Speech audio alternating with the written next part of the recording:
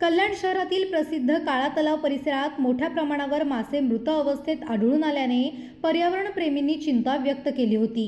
तलावाच्या किनाऱ्यावर मृत माशांचा खच साचल्याने परिसरात तीव्र दुर्गंधी पसरली असून नागरिकांना त्रास सहन करावा लागतोय। स्थानिक नागरिक सकाळ संध्याकाळ काळा तलाव येथे फिरण्यासाठी, चालण्यासाठी तसंच व्यायाम करण्यासाठी येत असतात। त्यांना मोठ्या दुर्गंधीचा सामना करावा लागत होता।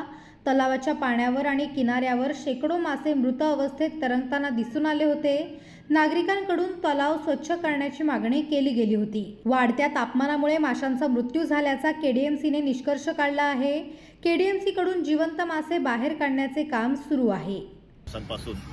मासे मृत होत असल्याच्या बातम्या येतात आणि मासे सुद्धा मृत सापडत आहेत। गेले कित्येक दिवस आम्ही ते मासे तलावातून काढण्याचा प्रयत्न करतोय, परंतु दररोज हे मासे मरण्याचं प्रमाण वाढत आहे। यातले काही मृत मासे आम्ही सॅम्पल ICARच्या फिशरीज रिसर्च सेंटरला पाठवले।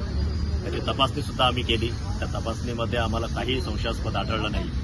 त्यामुळे सद्यस्थितीची पाण्याची पातळी जी कमी झालेली आहे आणि वाढलेलं तापमान यामुळे हे मासे मृत होत आहेत ह्या निष्कर्षापर्यंत आम्ही पोहोचलेलो आहोत।